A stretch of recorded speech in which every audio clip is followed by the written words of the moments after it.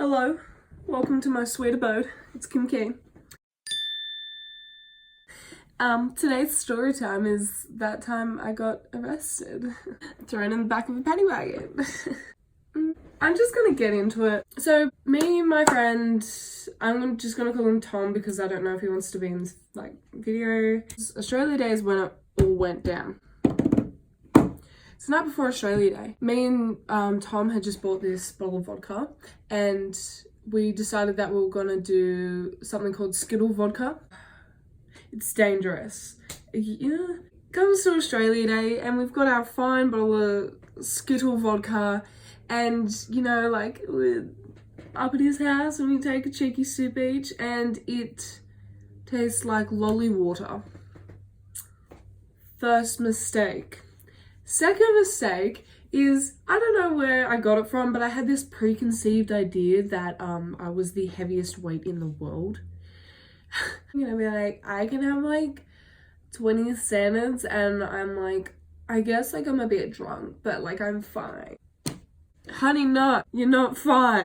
So that was second mistake. We started at we started at 9 a.m. I'm just gonna be honest. 9 a.m. we both had a shot of vodka and then we headed down to Cronulla. I'm just gonna give you the layout, right? So here's Cronulla Beach, just imagine a beach. And then here is a wall, except it's slanted and it has holes in it. It's just cement, but it has holes in it.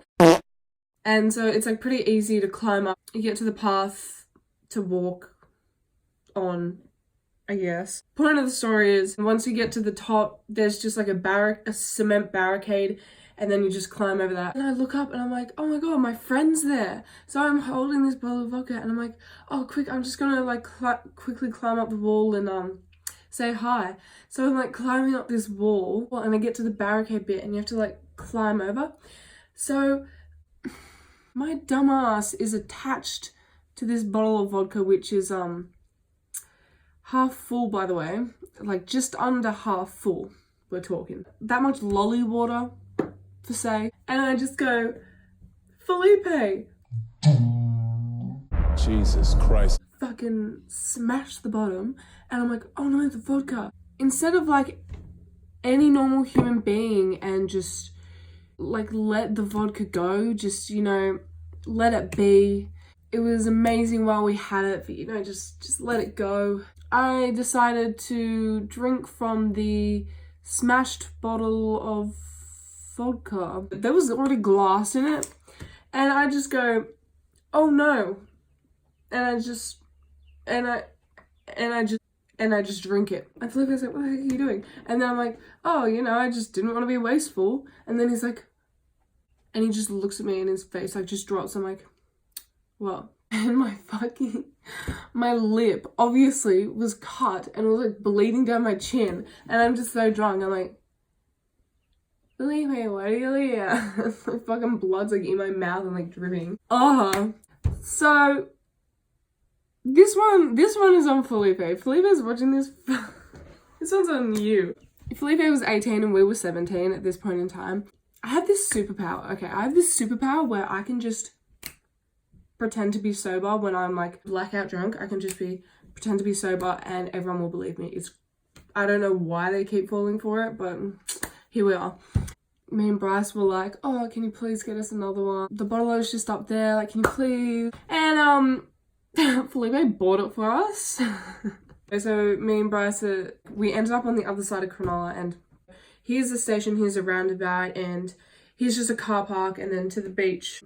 I remember being at that roundabout and I wanted to go down to the park on the beach. So I tried to cross the road when I'm at least probably a bottle of vodka down at this point because half of that was missing as well. So I'm a bottle of vodka down. I try to cross this road on Australia Day. So it's cars everywhere because everyone wants to be at the beach on Australia Day because there's fireworks and all that kind of stuff. And Bryce is like, no, stop, don't cross the road, don't cross the road. And I was like, I'm going to the park, Bryce. Oh. I just said his name. With the ball of vodka in my hand. I don't know about you, but I am going to the park. And then he like grabs a bottle of vodka in my hand and like puts it somewhere, I think, because I just remember just not having the bottle of vodka once I got across to the other side of the road. So I assume that's what happened.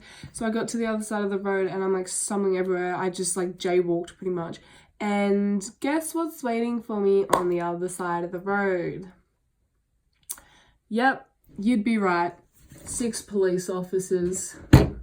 So Brad's like, oh, fuck. Like, and I just like waved around a bottle of vodka, stumbled across a really busy road and straight into 6 police officers.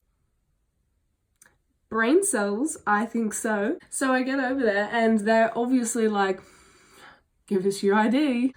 Gave him my ID and like obviously I was underage and they made me like sit down and all this crap and blah blah blah. And then I just remember this like police officer, he was actually a dick. He was like pushing me around and he was like grabbing my wallet off me, like even though they had my ID, and I was like, stop it, and I flung my wallet and hit him in the face. And yep, that's when they fucking turned me around. I opened up the paddy wagon and shoved my dumb ass straight in the back. And Bryce, I just remember there was like the little window at the back and then they started like driving off and Bryce was standing there. Oh, I keep saying his name. Fuck it, he's in the video now. Bryce was standing there and I was like, just my dumb ass sitting in the back of this paddy wagon, just waving. He was so mad. Rightfully so. I'm like crying right now. Rightfully so. Like, I was mad at my ass. Just... I was like obviously pissed that they were like trying to ruin my Australian A. Like, I'm... okay, so it gets better from here, guys. It gets better from here. So, I don't know if you know, probably do, in a police like paddy wagon, it's literally just silver seats, but there's the front where the officers are sitting driving, and then there's a little window that connects so they can see what I'm doing, how I'm going, if I'm dead, if I'm not. So I don't even know how many bad mistakes we're up to now. Like, I don't have enough fingers for that shit. This is good. So I'm sitting in the paddy wagon and this little window's here. Say you're the little window, like from here. So I decide to sit on the floor and do these ones. And go back down and come back up and go back down. And then that's when they turned off the aircon in the back of the paddy wagon. Rightfully so. Also, I would probably do that on my ass as well.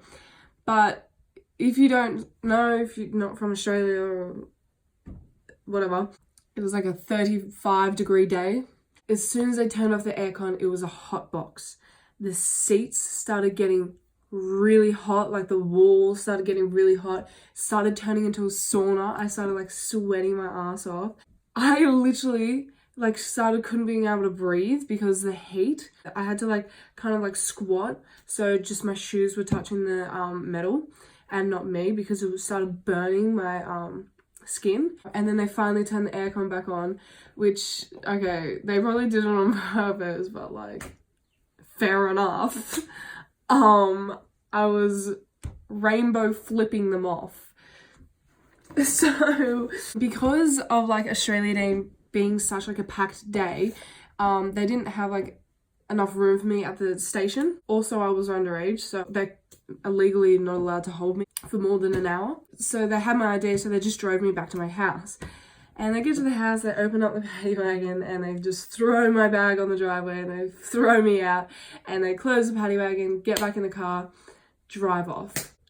As I see them drive off, I do what obviously any other normal human being would do, and I get straight back up and start heading straight back to the station to go straight back to Cronulla. Mistake number 3.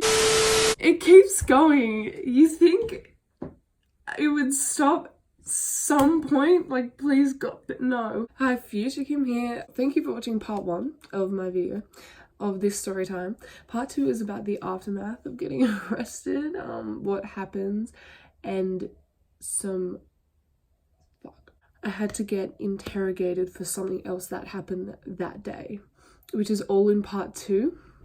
My life is a fucking movie. Anyway, thank you so much for watching. Like and subscribe. Part 2 will be out soon. Kim Kane out.